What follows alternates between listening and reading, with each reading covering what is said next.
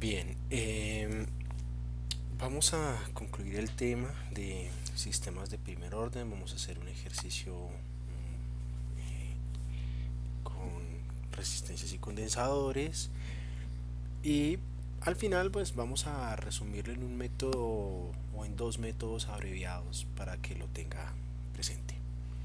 Bien, vamos a suponer que, por ejemplo, usted tiene este circuito, un circuito que tiene una fuente DC que tiene un valor de 1 voltio y que en el instante t igual a 0 decide cerrar el interruptor.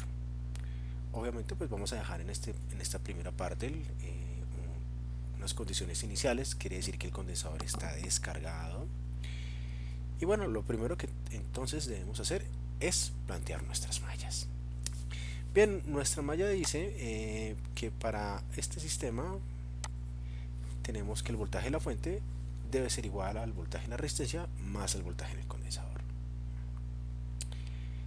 Recordar que el voltaje en un condensador yo lo puedo expresar como la carga sobre la capacitancia. Bien, por otro lado, puedo asumir que el voltaje en una resistencia es I por R. Pero quiero que asuma o que recuerde que la corriente es una variación de la carga en función del tiempo. Por lo tanto, podemos expresar el voltaje en la resistencia como la variación de la carga en función del tiempo multiplicado por la resistencia. Bien, cuando ya tenemos eso, planteamos la malla, simplemente copiamos los elementos, entonces decimos voltaje de la fuente igual a la variación de la carga por la resistencia, que este es básicamente el voltaje en la resistencia más el voltaje en el condensador. Al hacer esto, notamos que se parece mucho a la solución que nosotros hemos venido trabajando de la ecuación diferencial. Para que se parezca, vamos a dividir a la ecuación diferencial por R. Simplemente hacemos una normalización. Cuando hacemos esto, ya podemos apreciar el componente A sub 0 y el componente B sub 0 de la función. Bien, si nosotros recordamos, teníamos una definición o una solución particular para ese tipo de ecuación. Note que estamos resolviendo en función de la carga. Vamos a dejarla así. Y la escribimos B sub 0 por A sobre A sub 0 menos B sub 0 sobre A sub 0 por A por E a la menos A sub 0 T. Bien, lo siguiente que hacemos es simplemente reemplazar los coeficientes de lo que ya habíamos desarrollado con lo que podríamos tener tentativamente esta solución. Reemplazando B sub 0, 1 sobre R, A, este término A hace referencia al valor de la excitación. Si nosotros recordábamos la solución, previamente habíamos dicho que era una fuente de 1 voltio en el instante t igual a 0, por eso la vamos a reemplazar aquí por 1 voltio. Continuamos con nuestro desarrollo, hacemos simplificación y llegamos a esta expresión, que la carga es C, que es la capacitancia, menos C por E a la menos 1 sobre RC por T. Factorizamos a C y tenemos una expresión que nos relaciona ya la carga en el circuito.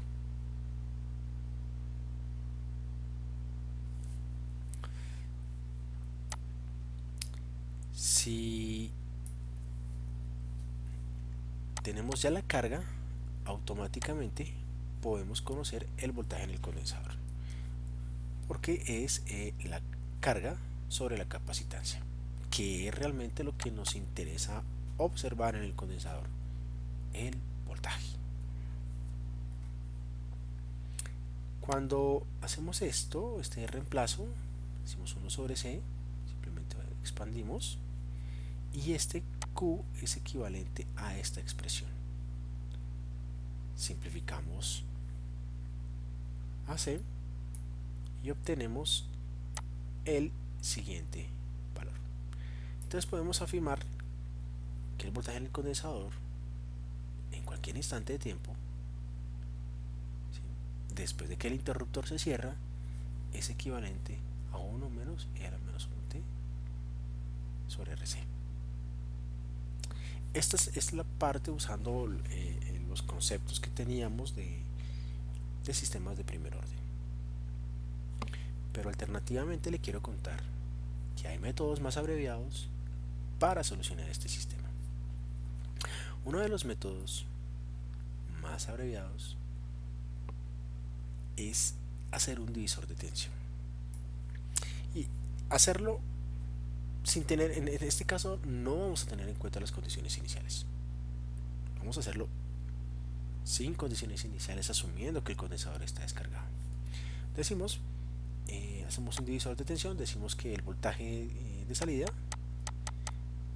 ¿sí?, entonces decimos el voltaje de salida es igual a la impedancia que necesitamos sobre la suma de las impedancias respectivamente. Esto nos llevaría a obtener esta ecuación, que nos resume efectivamente cómo va a ser la tensión en el condensador. Y fíjese algo, quiero que no note algo particular. Para este método no nos está importando si hay una excitación de 1 voltio, 2 voltios o la fuente. Simplemente estamos diciendo este es el comportamiento del sistema. Relacionamos de forma directa la entrada y la salida. El otro método consistía en volver otra vez a suponer la ecuación. Pero lo que nos interesa aquí es, y volvemos con la Q de T. Reemplazamos, decimos, veamos, B sub 0 es igual a 1 sobre R y A sub 0 va a ser 1 sobre RC. Al hacer eso, desarrollamos la expresión diciendo que nuestra ecuación canónica va a ser de la forma B sub 0 sobre S más A sub 0. Reemplazamos los valores, operamos y obtenemos esta solución. Pero esta solución nos relaciona Q de T. Y lo que queremos es el voltaje del condensador. Por lo tanto, simplemente multiplicamos por C y obtenemos esta solución. Note que la solución que obtuvimos usando esta función canónica que habíamos visto previamente es equivalente a el desarrollo por divisores de tensión que se ve en cursos previos de corriente alterna.